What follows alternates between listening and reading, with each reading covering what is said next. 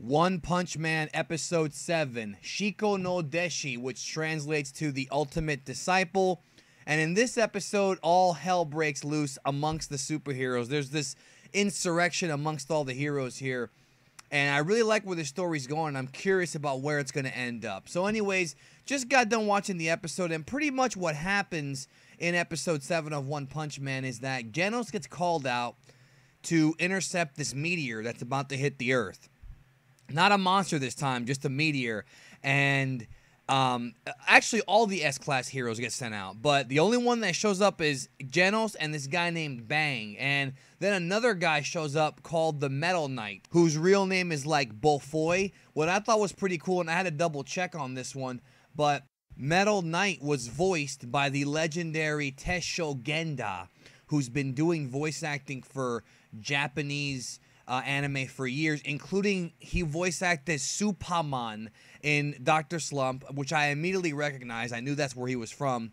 He also voiced one of the Optimus Primes in the old Transformer episodes.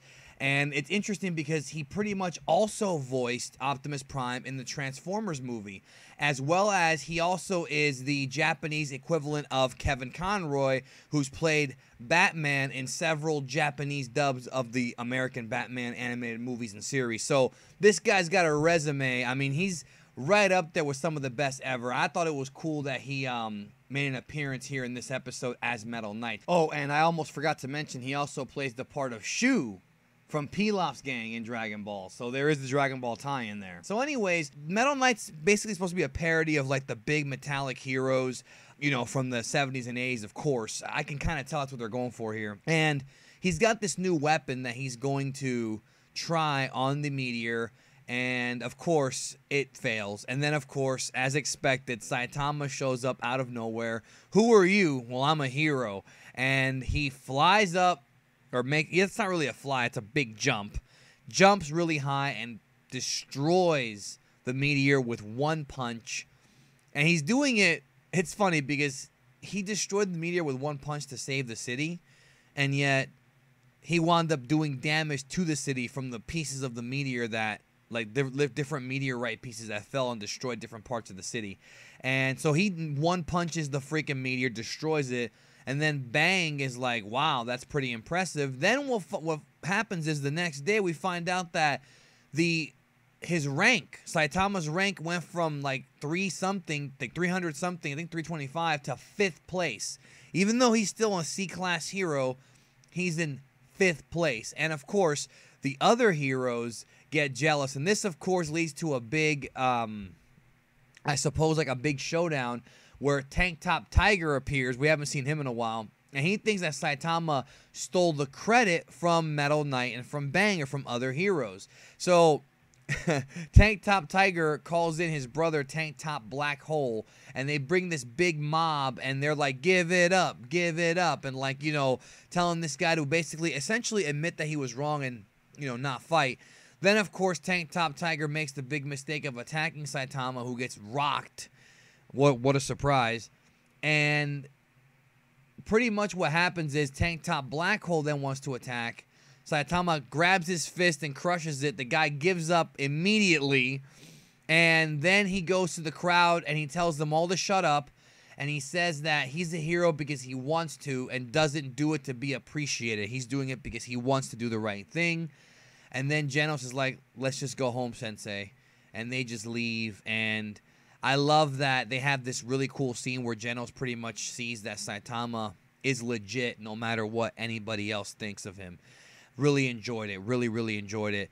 And then after the credits, we're seeing this, looks like some kind of beings from under the ocean, and they're coming up. And that's, of course, going to lead to One Punch Man Episode 8, entitled Shinkai no O, which translates to the Deep Sea King. It just keeps getting better and better. This episode established a new villain, which, again, this is my first time watching the series, so I don't know what's going to happen, but it looks like this villain, the Deep Sea King, he's going to stick around. I'm thinking he might stick around, and I like that. I like that they're actually having a villain come in who's not just going to go out like a punk. But anyways, the episode starts with these like sea monsters showing up from beneath the ocean or whatever. They're coming to the surface to attack humans. Of course, they're making fun of kaiju, just about every damn kaiju movie you can think of. And kaiju, by the way, is like giant monster movies, the ones Japan's famous for. So Moomin Rider is there, and I was very pleased to see Moomin Rider back. Glad that he's okay, of course. I'm wondering what he's going to do for the rest of the series. I'm curious about what's going to happen and how they portray him and what he's going to do, and I like the fact that he's here. Saitama, of course, stops by and just knocks him out, destroys him, not Moomin Rider, the sea monster. And pretty much what we find out is that on the coast, there's a bunch of new monsters coming up. A bunch of new monsters are coming up from the ocean. This is now turning into a full-fledged invasion. And what happens is they get cut off by this Class A hero named Stinger, who's got this badass like bamboo weapon. He's awesome with it. I like this character a lot. And he's there and he's duking them out, fighting them off or whatever. And essentially while this is going on, Saitama is watching the news report about this fight, and Stinger's just kicking ass. He does this awesome move called the Gigantic Drill Stinger Quadruple Thrust, and pretty much kills all of the remaining sea monsters. And then we see the Deep Sea King, and they have this showdown, and the Deep Sea King is no laughing matter, even though he looks like a damn clown. Big, giant merman on steroids who beats Stinger. Elsewhere, Saitama, Genos meet up with Moomin Rider, and they all head over there.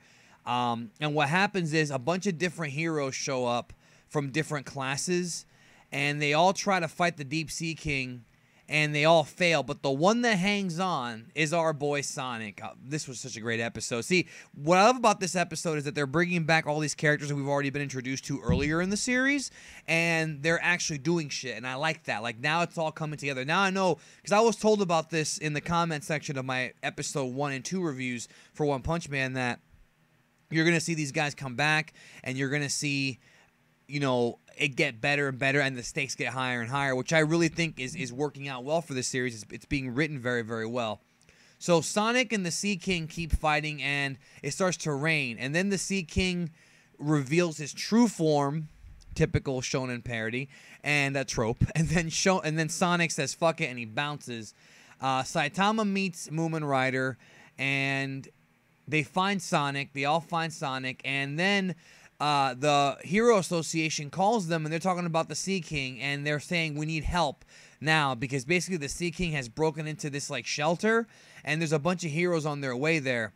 Saitama goes back to where he met Moomin Rider, and he finds the cell phone there, and he picks up the cell phone and he says, I'm on my way. So that is the cliffhanger here. They are building to a Saitama versus Sea King fight, and I don't know when it's going to end. Again, I'm watching this series blind, so I don't know anything about what's coming. This is all a big shock to me as I go through the series, enjoying the series with no spoilers.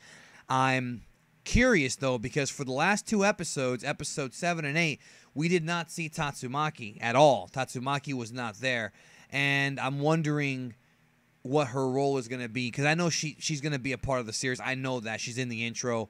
I wonder what her role is going to be, coming in the future. Another thing, too, I noticed with episode 8 was that the intro to the show, even though it does change with every episode slightly, they added a whole bunch of new heroes to this one shot, and I think it looks incredible. Like, I really like that there's all these different heroes, and hell, all these different monsters that just keep popping up from time to time over and over and over again. So, pretty much Saitama's on his way to go fight the Deep Sea King, and we'll see what happens when I do episodes 9 and 10. I'm probably going to review those together as well like I did this review. So I want to know your thoughts down below, folks. What did you think of One Punch Man episode 7 and episode 8?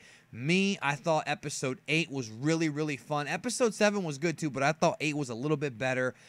Even though we didn't see too much action from Saitama himself in episode 8, that's okay, because like I was told when I was first starting this series, the thing about the series is that it's not just about Saitama. The cast also gets a lot of screen time, and the focus is put on them much more than in a lot of other series, which I really, really enjoy. I know a lot of Dragon Ball fans have complained that Dragon Ball Super is the Goku and Vegeta show, and that GT's Goku time. Well, with One Punch Man, Saitama does share the screen with a lot of his other heroes, and I really like that. Anyways, let me know your thoughts down below. I enjoyed 7 and 8. Looking forward to 9 and 10. See where the hell this show goes from here. But thank you for watching my review, and I will catch you guys next time.